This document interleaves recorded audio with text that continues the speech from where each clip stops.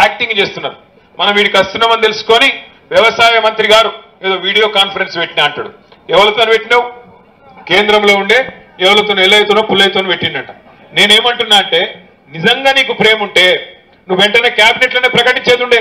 నష్టపోయిన రైతులందరికీ ప్రభుత్వమే బరాబర్ అతివృష్టి వల్ల అధిక వర్షపాతం వల్ల ఇలా నష్టపోయిన ప్రతి రైతుకు ఎకరానికి 20,000 రూపాయలు ఇస్తానని దమ్ముంటే చెప్పేది ఉండే. అది చెప్పారు. అదొకటే కాదు, ఇలా ఘోరమైన ముచ్చట ఏంటి అంటే అసలు 7 క్వింటాలే కొంటాం, 7 కొంటాం ఎకరానికి.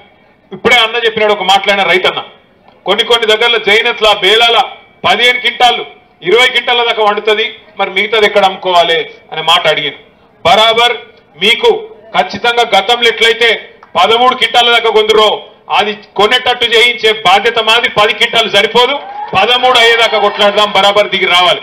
మాయిశ్చర్ కంటెంట్ కూడా తప్పకుండా వాళ్ళు ఏదైతే ఇలా పరిమితి పెట్టినరో దాన్ని కూడా ఎత్తేసి 20 నుంచి 22 దాకా కంపల్సరీ ఒప్పుకునేటట్టు కొట్లాడదాం. వీడికెళ్ళి సిసిఐ దగ్గరికి పోదాం. నేను వీడికి వస్తుంటే రామన్న సాబ్ చెప్పిండు, అన్న మా పరిస్థితి ఎట్లున్నదంటే మా రైతులది ఆదిలాబాద్ లో కొనబోతే కొరివి అమ్మబోతే అడిగినట్టు అయిపోయింది మాది. కేసీఆర్ గారు ప్రభుత్వం పోయినాక కరెంటు చక్కగా వస్తలేదు, రుణమాఫీ చక్కగా కాలేదు, పోనీ యూరియా బస్తాలు ఇస్తారంటే యూరియా బస్తాలు ఇస్తలేడు, ఆఖరికి అమ్ముకుందామంటే ఇవాళ కొనేటోడు కూడా దిక్కులేడు. ఏం చేయాలన్నా మా బతికిట్లు అయిపోయింది. ఇవాళ ఇక్కడ ఉన్నదేమో చూస్తే బీజేపీ ఎమ్మెల్యే, ఆడ ఉన్నదేమో బీజేపీ ఎంపీ. నిజంగా చెప్పాలంటే సిసిఐ కేంద్ర ప్రభుత్వ రంగ సంస్థ, సిమెంట్ కార్పొరేషన్ కాటన్ కార్పొరేషన్ 2 ప్రభుత్వమే. ఇక్కడ సిసిఐ తెరిపిస్తా అని చెప్పారు ఎలక్షన్లకు ముందు, యాదుకున్నదా? సిమెంట్ కార్పొరేషన్ అది తెరిపియలే. పోనీ కాటన్ కార్పొరేషన్ అన్నా ఏమైనా చేస్తారా అంటే కాటన్ కార్పొరేషన్ కూడా కనీసం పత్తి కొనుగోలు చేసే పరిస్థితి కూడా లేదు.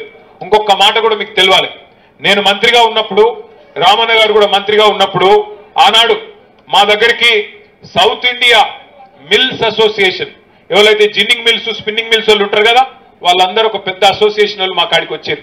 వాళ్ళు చెప్పిన మాట ఇది నా మాట కాదు.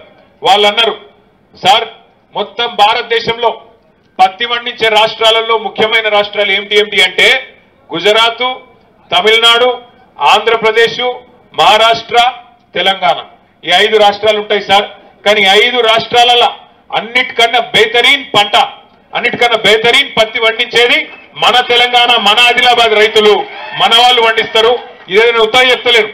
వాళ్ళు చెప్పిన మాట, మన కాటన్ క్వాలిటీ బాగుంటుంది సార్, కాకపోతే పత్తులు ఏరేటప్పుడు దాన్ని ప్యాకింగ్ చేసేటప్పుడు కొంత ఇంప్యూరిటీ వస్తున్నది, దాన్ని కొద్దిగా మంచిగా చేసుకోవాలి.